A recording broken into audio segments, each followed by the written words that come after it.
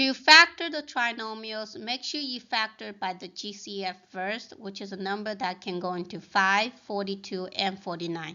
Since there's none, so therefore I can use the table method to help us find the factors for this trinomial. So we want to know what two numbers will multiply will give me 5x squared, and then multiply will give me positive 49 at the end, and then the terms in the middle, when I add these two numbers together, it will give me negative 42x. So to find the numbers, what we're going to do is take the number in front of x squared, which is 5, times the constant, positive 49. And that will give me 245. And now I'm going to list all the factors of 245. So 1 times 245 is 245. 5 times 49 is 245. And 7 times 35 is also 245. And I know I can stop here because that number is pretty close to 42, what we want. So since the middle number sign is negative, that tells you that the bigger numbers has to be negative. And then if the right side is negative, then the left side also has to be negative, because negative times negative will give you positive 245. So now we can see that if we add negative 7 plus negative 35, that will give you negative 42. So we have in here in the table, we have negative 7x and negative 35x.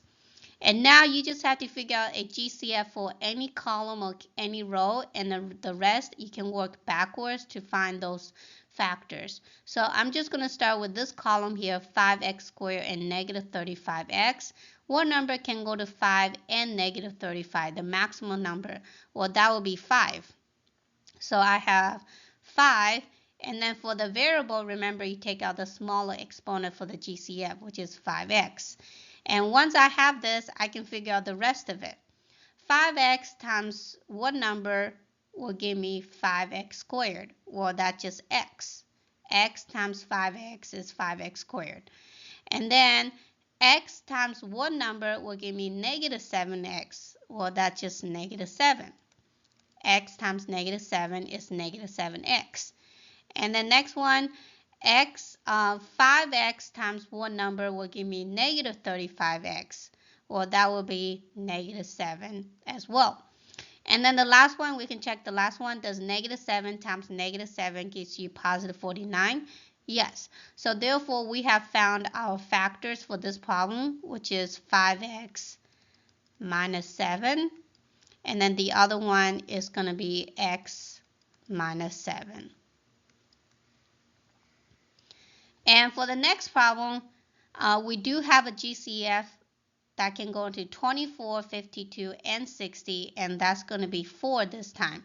So make sure you divide everything by 4. And then for the variables, the smallest exponent for x is going to be 0. So the GCF is just 4. So now we have 6x squared plus 13x minus 15. And don't forget to put the GCF in front, which is 4. So now again, I can factor the trinomial using the table method. So again, I want to know what two numbers will multiply will give me 6x squared. And then the last term has to be negative 15. And then the middle terms, again, when I add them together, it should give me positive 13x. So to do that, take the number in front of x squared, which is 6, and negative 15. That will give me negative 90. And I'm going to list all the factors of 90. So we have 1 and 90, 2 and 45, 3 and 30, 5 and 18, 6 and 15, and then 9 and 10. So since my middle number is positive, so then that tells me that my bigger numbers has to be positive. And since I want negative 90, so therefore the left side has to be all negatives. The smaller numbers all has to be negatives. So now you figure out which two numbers will add, give you 13x. And that's going to be negative 5 plus 18. So we have negative 5x and a positive 18x. So now again, start with any column or any row to find the greatest common factor, the GCF. So what number can go to 6 and 18? or the biggest number is going to be 6. And then for GCF of x squared and x is going to be x. So once you figure that out, rest of it you can figure out going backwards.